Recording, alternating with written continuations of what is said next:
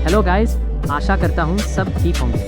जो पहली बार हमारे चैनल पर आए हैं वो चैनल को ज़रूर सब्सक्राइब करें, वीडियो को एक लाइक दें और दोस्तों के साथ शेयर करना ना भूलें और कमेंट बॉक्स में अपनी कीमती राय ज़रूर बताएं। तो बिना किसी देरी के चलिए शुरू करते हैं आज का रोमांचक एपिसोड। पिछले चैप्टर में हमने देखा था कि मूलांग के साथ कुछ गुंडे बदतमीज़ी कर रहे थे। तब मूलांग हमारे हीरो यिफान से मदद मांगती है। इस चैप्टर की शुरुआत में हम देखते हैं कि हमारा हीरो यिफान गुंडों की तरफ बढ़ते हुए कहता है, उसे अभी छोड़ दो और जितनी जल्दी हो सके यहाँ से भाग जाओ, क्योंकि अगर मैंने खुद हाथ उठाया तो आज तुम सबको मरना पड़ेगा। तब गुंडे तलवारें निकालकर हंसते हुए कहते हैं, मज़ेदार बात है, आज भी लोग खूबसूरत हीरोइन को मुसीबत में देखकर सब हीरो बनकर बचाने आ जाते हैं। ये पुराना नाटक अभी भी पसंद करते हैं। तब एक गुंडा यिफान पर हमला करते हुए कहता है, लगता है तुम जीना नहीं चाहते, क्योंकि अब तुमने खुद मौत की तरफ कदम बढ़ा दिया है। तब यिफान दो उंगलियों से तलवार को रोककर गंभीर होकर कहता है, मैंने तुम लोगों को एक मौका दिया था।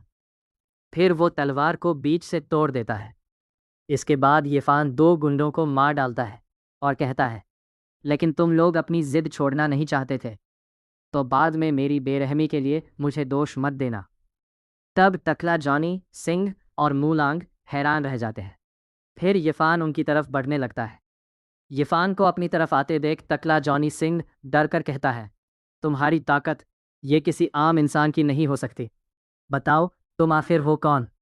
तभी यिफान के हाथ में मौजूद तलवार का टूटा हुआ टुकड़ा उसके सिर पर लगता है और वो मर जाता है।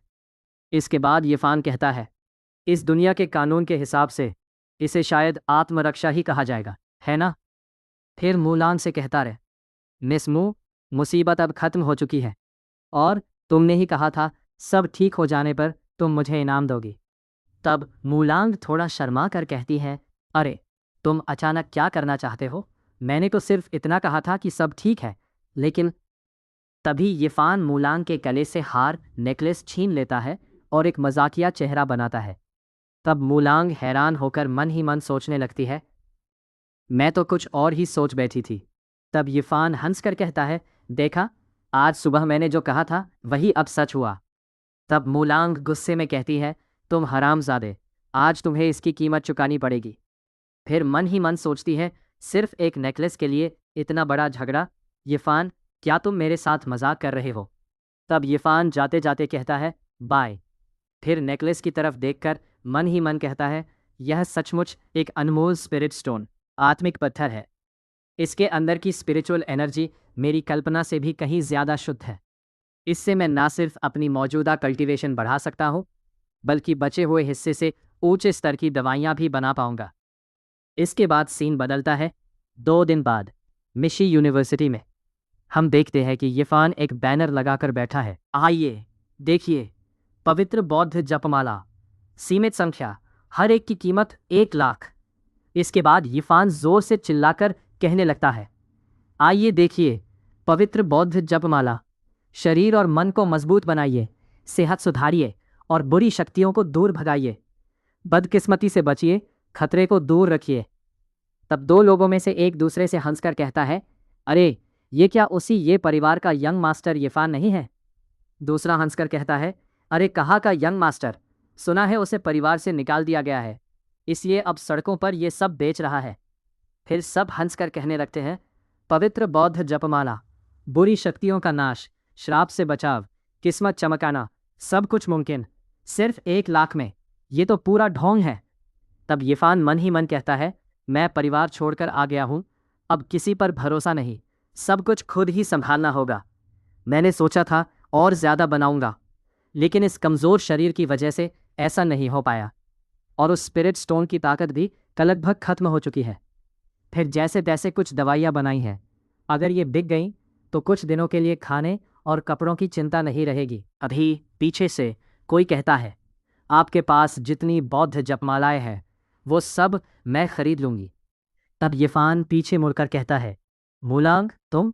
वो कहती है, हाँ, मेरे पास कुछ जपमालाएँ हैं, हर एक की कीमत 1 लाख है। फिर यिफान कहता है, लेकिन चूंकि तुम सब ले रही हो इसलिए तुम्हारे लिए दाम घटाकर 2 लाख कर दिया। मुझे सिर्फ 2 लाख रुपए दे दो। तब मूलांक पैसे देते हुए कहती है, यहाँ 3 लाख है, बाकी पैसे वापस करने की ज़रूरत नहीं है। तब यिफान हंसकर कहता है, तो फिर मैं ये तोहफ़ा पूरे सम्मान के साथ स्वीकार करता हूँ। फिर मूलांग यिफान से कहती है, मैंने सुना है तुमने घर छोड़ दिया है, इसलिए मैं तुम्हें एक प्रपोज़ल देना चाहती हूँ। क्या तुम मेरे बॉडीगार्ड बनोगे? इसके लिए मैं तुम्हें और 2 लाख दूंगी।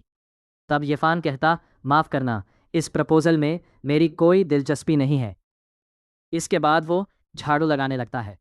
तब मूलांग जाते जाते मन ही मन सोचती है, यिफान, तुम जिस तरह के काम करते हो वो सचमुच बहुत अविश्वसनीय है।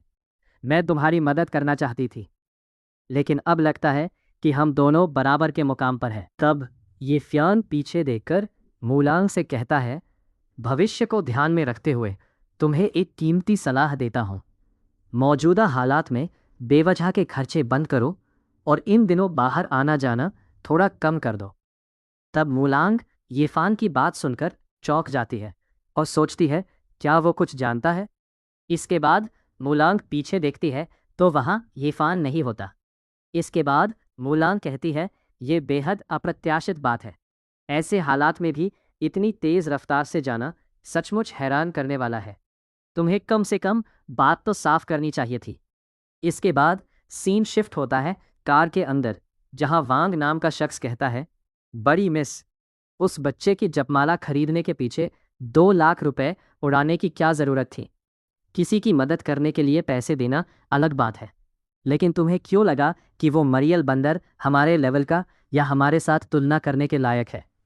तब मूलांग वांग को समझाते हुए कहती है, वांग भाई, इस दुनिया में शायद सचमुच कुछ ऐसे एक्सपर्ट्स होते हैं जो अपनी ताकत छुपा कर रखते हैं, और शायद वो भी उन्हीं में से एक है। हम आम आंखों से असल में उन्हें पूरी तरह पहचान नहीं पाते। तभी एक किलर कार की खिड़की पर आकर हंसते हुए कहता है, वो परिवार की बड़ी बेटी, असल में इसी परिस्थिति की वजह से तो पूरा फ़ायदा मिल रहा है। तभी हम देखते हैं कि उसके हाथ में एक रिमोट है। तब मूलांग डरकर कार के अंदर मौजूद सभी लोगों से कहती है, ये बिल्कुल ठीक नहीं है, वो असल में एक कातिल है, अभी के अभी यहाँ से भागो। हम देखते हैं कि वहाँ एक ज़बरदस्त धमाका होता है। कुछ देर बाद जब धुआं साफ होता है, मूलांग धीरे धीरे अपनी आंखें खोलती है और कहती है, ओह, मैं जिंदा हूँ। तभी हम देखते हैं कि मूलांग एक एनर्जी शील्ड के अंदर है। इसके बाद मूलांग यिफान की दी हुई जपमाला को देखकर मन ही मन कहती है, तो क्या वो बौद्ध जपमालाएं ही मेरी ढाल थी? यिफान, आखिर तुम्हारी पहचान क्या है? इसके बाद सीन शिफ्ट होता है यिफान के पास। तब यिफान अचानक मुस्कुराते हुए कहता है, जो एक बार भी मेरा नाम अपनी ज़ुबान पर लाएगा उसे मेरे गुस्से का सामना करना पड़ेगा। तभी अचानक कोई आकर यिफान का कान पकड़कर खींचने लगता है। तब यिफान चिल्लाने लगता है। इसके बाद हम देखते हैं कि एक लड़की यिफान का कान खींच रही थी। तब वो लड़की यिफान से कहती रहे, क्या बात है, तुम यहाँ क्या कर रहे हो इस तरह? तब यिफान कहता है, बड़ी बहन, आज यहाँ ख़त्म। वीडियो अच्छी लगी हो तो चैनल को ज़रूर सब्सक्राइब करें।